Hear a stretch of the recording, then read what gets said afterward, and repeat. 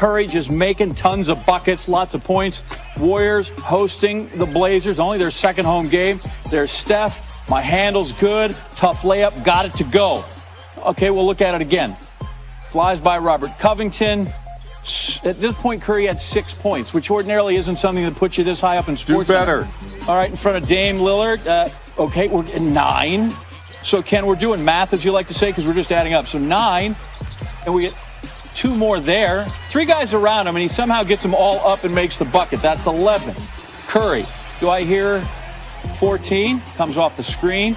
Pure right there. Curry. So we're good from far out. Look at that. We're nice with the finish. So we're going to show all 85 points he scored. Well, he didn't have 85, but we may show all of them. We're going to show you. There's 21 in the first quarter. And then at half, he had 32. So he tacked on another 11 in the second 12 minutes. Gets his guy up, hits that. 3 of 7 from 3. So he didn't just go crazy with the 3 ball. 10 of 18 shooting. 31 points at the half. Second half, keep playing him. He's your best guy. Halfway through, midway through the third. Curry gives it to Draymond Green. Okay, so we're not quite our best, but there's Curry with the air ball catch and puts it back up. Might have been a very clever pass. Michael Cage rebound. I doubt that, but that's what we'll call it. Curry, crossover 3, step back from a little farther out. Now we got range. That's 40. There's Curry. That's 45 as we close out the third quarter there with his team up by 16. So 13 in the third to make it 45. And then in the fourth, he was really good again. Warriors have trouble handling it. As long as it trickles over there, bounces. Curry just pick it up and make it 3. As always, in case of emergencies, Steph Curry can be used as a flotation device. Like the Bay look. Mid-range. There he just waited, got the guy on his back, didn't get the foul, so he goes in and makes it. One more time. First player to get 50 this season. Season's young, although I'm not sure there's a bunch of guys that are just going to keep going for 50. But why stop there? We got 2:24 to go. Warriors at 9, Steph at the lightest, 54, so that matches the career high he had against the Knicks. And there we go, more. We had 56, it's another 3, it's 59, and let's close it all out. A night of 18 of 31 shooting, 8 out of 16 from 3, and Steph Curry goes for 62. That's a man's man right there. Warriors 137-122, 62. And the first 3 games was never a good feeling, but you got to take those lumps and learn from them. And I think I think I said on Friday we got to test our resiliency, and we obviously proved that tonight. We got a lot more work to do. It's more so just trying to get to that level that we expect, and to be able to get a chemistry and a kind of expectation of what it's going to take for us to win this year. And we showed a lot of bright spots, obviously, tonight. Offensively, I saw the pictures and, the way that they were defending me a lot better. I was able to pick and choose my spots, obviously be aggressive from the start, and, shots fall. It was a pretty crazy night.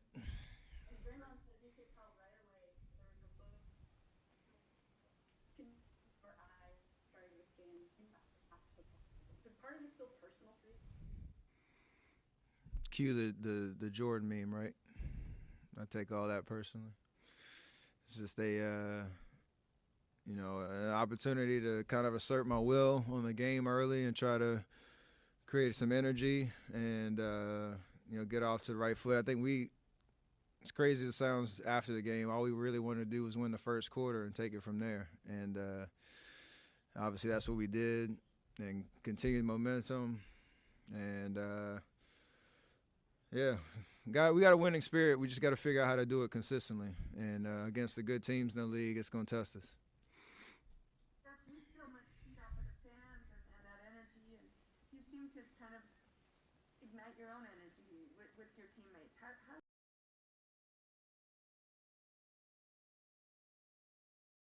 Trong giấc mơ chỉ toàn người khóc, người vui, người điên. Trên áng mây cao là hoàng hôn, thổn thức tim tôi. Vẫn một góc phố đông chiều mưa, xe cộ ngang treo, không đợi nhau, không trông chờ nhau, không tìm nhau như trong. Was that? And was it kind of strange not to have a building full of people, cheering every shot that you hit? It was different. I heard Coach talk about all 42 people in the stands, gave me a round of applause from leaving the last 30 seconds of the game. But more so, we just had a better energy to start the game where you can feed off of that. And in this league, that's all you really need. And, we have talented guys that I think that we care, and we're trying to get to the level again that we want to be at. So when you have something to be excited about, you kind of feed off your own energy, and things start to go your way. So there is no. I was around when obviously when Clay scored 60, and there's a different environment, a different experience, and you understand what that's like. This was totally different, but I'll take it. Hey, why not? If you do, you do. But do you feel like you need to hunt shots more like you did tonight than maybe you did the first few games? I mean, it's more so just seeing how the defense is playing me and just trying to make the right decisions. Obviously, I think I got to shoot and I got to score, but how it could look different from night to night. So that's what I got to continue to understand. And being aggressive might not mean getting double-digit shots every quarter. It's kind of just, again, especially as we start to implement our offense and see those patterns, we can start to open up more space, and I can, affect the game that way. But I definitely have to be aggressive. I got to be decisive. And, tonight, to start the game like that, I think it gave us all a big boost. Do you feel like 62 points saved your legacy, or do you have 60 more games, as Seth said on Twitter? That was my favorite tweet I saw before. So he knows how to keep it real for me. But there's nothing really needed to be said before tonight, and there's nothing I need to say afterward. It's just, like I said, I got to know I got a lot left in the tank, and just thankful to God that I'm healthy and able to be back out there playing and enjoying the game that I love, and surprising myself from time to time. So it's pretty awesome to kind of have a night like this, obviously get the win, and see where it goes from here. Steph, you've had crazy highs, but it's been a rough year and change. What is it about your personality that lets you come out and be resilient and have nights like tonight after all that? I don't get frazzled too easily, and very confident in who I am, and as a person, as a basketball player, and there's not going to be anything you can say about me or to me that's going to affect that. At the end of the day, that's how I got here, and I got a lot of people in my circle that understand what makes me tick and how much I enjoy this game, and all the different challenges that you get to experience, having been around 12 years plus. So it's going to be that kind of narrative from here on out, and I love it. I love everything about what this game offers, and the competitiveness and the fire, and I never run from it. So just excited to just be in that atmosphere where I get to play at the highest level and enjoy what I do. Did you get a sense tonight when you were good, Mark? Thank you, sir. Steph, ordinarily, if we saw you scored 62 points, we would think you hit a gazillion threes. But tonight it was like a lot of downhill, a lot of attacking the rim. Was that something you saw in the matchups? What motivated this approach to 62? Just being decisive. I saw, whether it was pick and roll or getting off the ball.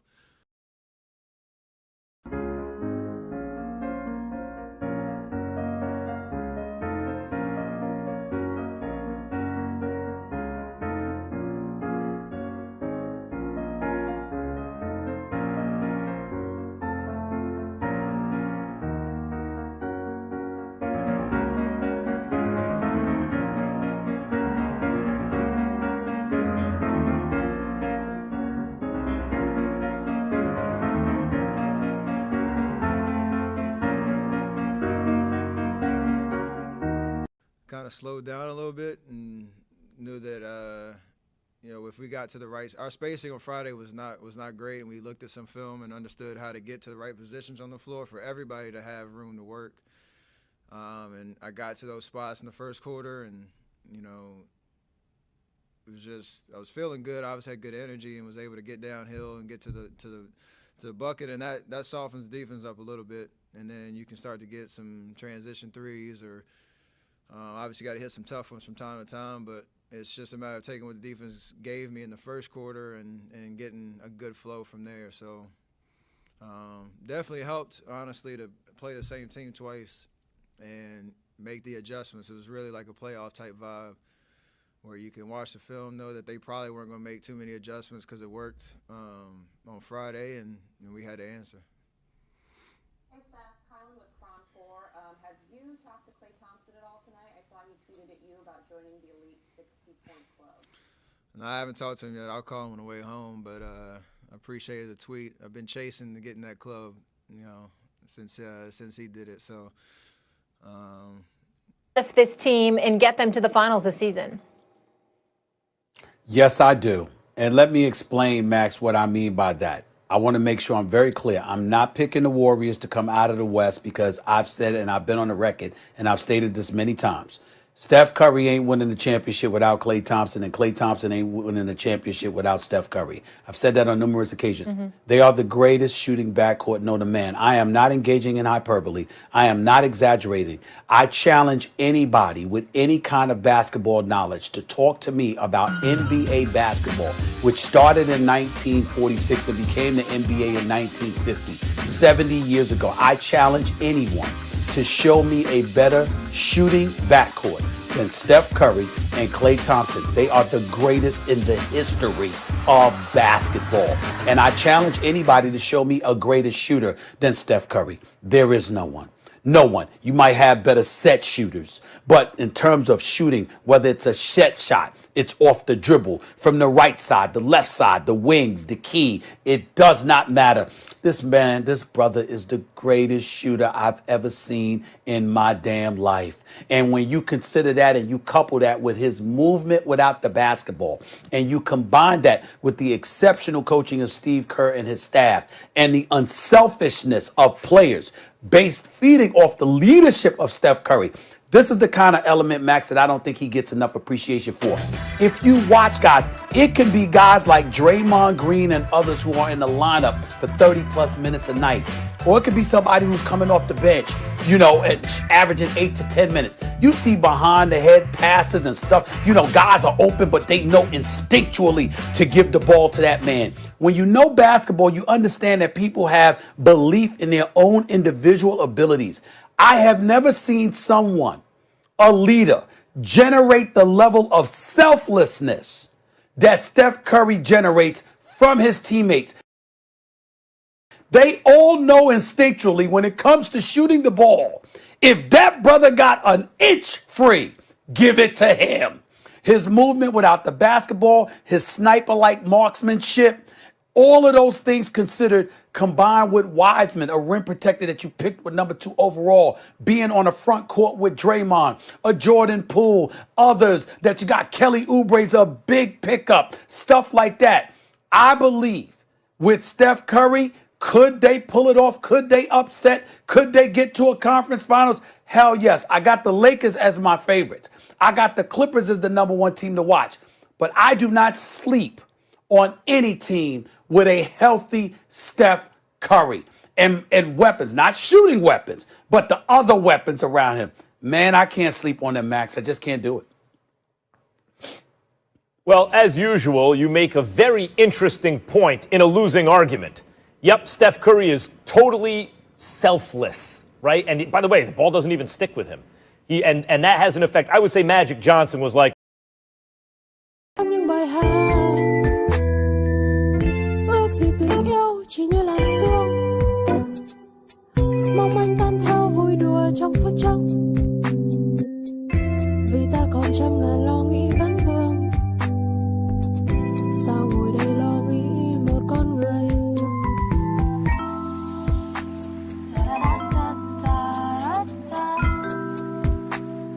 ta